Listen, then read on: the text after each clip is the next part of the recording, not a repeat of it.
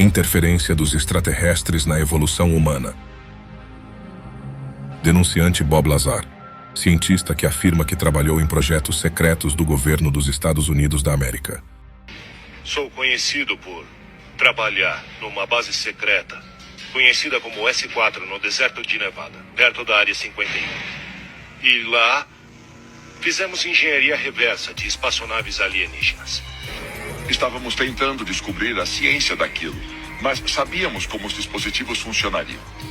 Sabe, por exemplo, a propulsão da nave. Ela é uma nave sem reação. É uma nave de propulsão por efeito de campo. E o que isso faz é criar uma distorção no espaço e no tempo à sua frente, na qual o espaço se dobra.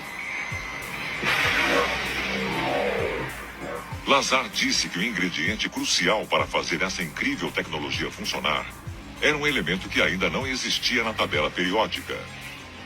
Um elemento que ele misteriosamente se referiu como elemento 115.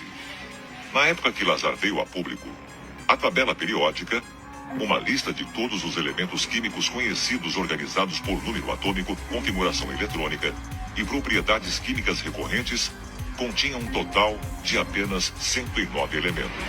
O elemento 115 era o combustível com o qual a viagem interestelar era possível.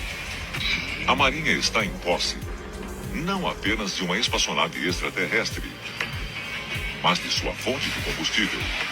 Denunciante John Lear, investigador e ex-piloto da CIA, Agência Central de Inteligência Norte-Americana. George, there's at least 70 different species, and probably more. But yes, as odd as it sounds, there are little green men. That's not the ones we usually see, though. We see the little gray ones. They're about 4.5 feet tall. And we see the ones that are called the Nordics. They're about 7 feet tall, look like us, but they're invariably blonde hair and blue-eyed. They're one of the species that we have on ice.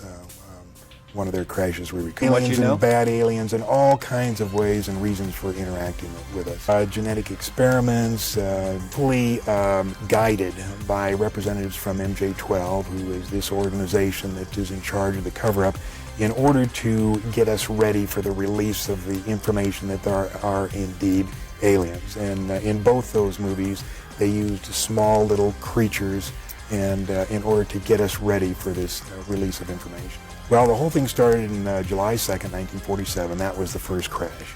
July 6th is when they recovered it and sent it to Wright-Patterson Air Force Base. July 7th is when they held the press conference and told the people it was a weather balloon, which the press bought hook, line, and sinker. September of that year, President Truman established MJ-12, and the purpose of that was to study the saucers and cover up the existence of four from that particular crash. Yeah. They autopsied them. Dr. Detlef Bronk was the chief surgeon, so to speak. He was the one that named them EBEs. It stands for extraterrestrial biological entities. And we captured 3 live EBEs. They were numbered in their order of capture. EBE-1, EBE-2, and EBE in different crashes. EBE-1 lived with an Air Force colonel between 1949 and 1952. The EBEs are kept in an electromagnetic facility called a YY-2. It was designed by a Dr. Eric Wang, who worked directly for Dr. Kissinger, who has been in this cover-up since the very beginning. The reason they had to create an electromagnetic facility is the fact that the EBEs are so advanced, they're at least 500 million years advanced from us, and probably more. They can move by thought, and they can also disappear, but they can't move by thought through electromagnetic facilities. So they built this facility.